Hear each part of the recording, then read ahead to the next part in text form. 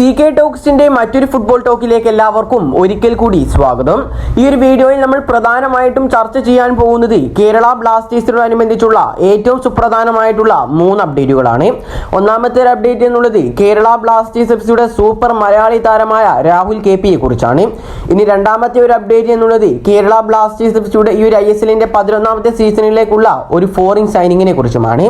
ഇനി മൂന്നാമത്തെ ഒരു അപ്ഡേറ്റ് എന്നുള്ളത് കേരള ബ്ലാസ്റ്റേഴ്സ് എഫ്സിയുടെ ടീം എന്നാണ് പരിശീലനം ആരംഭിക്കുക എന്നും കൂടാതെ തന്നെ ഏത് ടീമുമായിട്ടാണ് ഈ പ്രാവശ്യം കേരള ബ്ലാസ്റ്റേഴ്സ് എഫ്സി സൗഹൃദ മത്സരങ്ങൾ നടത്തുക എന്നൊക്കെയാണ് നമ്മൾ നോക്കാൻ പോകുന്നത്.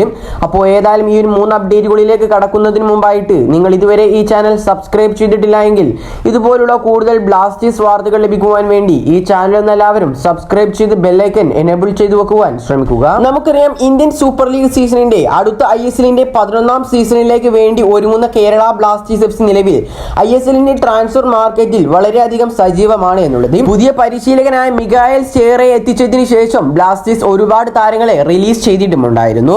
ഏതായാലും ദിമിത്രിയോസ് ഡയമൻഡക്കോസിന്റെയും മാർക്കോ ലെസ്കോവിച്ചിന്റെയും കൂടാതെ തന്നെ ഡെയ്സുകെ സക്കായി കൂടാതെ മറ്റനേകം താരങ്ങളുടെ എല്ലാവരും തന്നെ റിലീസിംഗ് കേരള ബ്ലാസ്റ്റേഴ്സ് എഫ്സി തന്നെ ഔദ്യോഗികമായി അറിയിച്ചിട്ടുമുണ്ടായിരുന്നു. ഏതായാലും നിലവിൽ കേരള ബ്ലാസ്റ്റേഴ്സ് എഫ്സിയുടെ മലയാളി താരമായ രാഹുൽ KP സ്വന്തമാക്കാൻ സൗത്ത് ഇന്ത്യൻ ക്ലബ്ബുകളായ ബംഗളൂരു എഫ്സിയും കൂടാതെ തന്നെ ചെന്നൈ എഫ്സിയും രംഗത്ത് വന്നിട്ടുണ്ട് എന്നാണ് നമുക്ക് റിപ്പോർട്ടുകൾ ലഭിച്ചിരിക്കുന്നത്. നമുക്കറിയാം, കേരള ബ്ലാസ്റ്റേഴ്സ് എഫ്സിയിൽ 2025 വരെ മലയാളി സൂപ്പർ താരമായ രാഹുൽ KPക്ക് കോൺട്രാക്ട് ഉണ്ട്.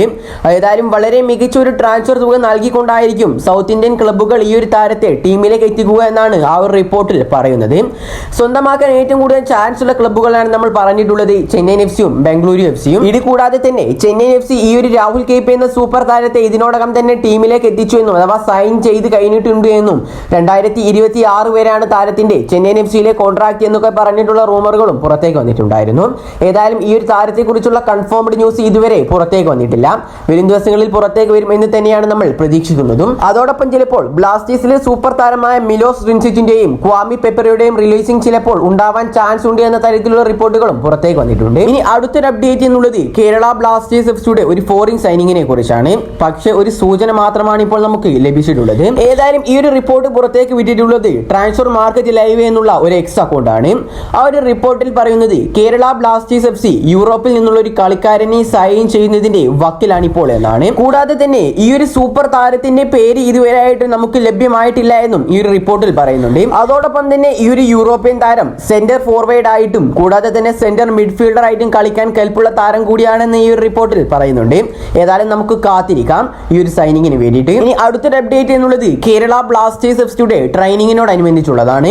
പുതിയ പരിശീലകൻ മൈക്കിൾ സ്റ്റീറയുടെ കീഴിൽ കേരള ബ്ലാസ്റ്റേഴ്സ് എഫ്സി ജൂലൈ ആദ്യം മുതൽ തന്നെ 2 ആഴ്ചത്തേക്ക് തായ്ലൻഡിൽ പരിശീലനം ആരംഭിക്കുമെന്നാണ് നിലവിൽ നമുക്ക് ലഭിച്ചിട്ടുള്ള സൂചനയിൽ നിന്നും അഥവാ റിപ്പോർട്ടുകളിൽ നിന്നും നമുക്ക് മനസ്സിലാക്കാൻ സാധിക്കുന്നത്.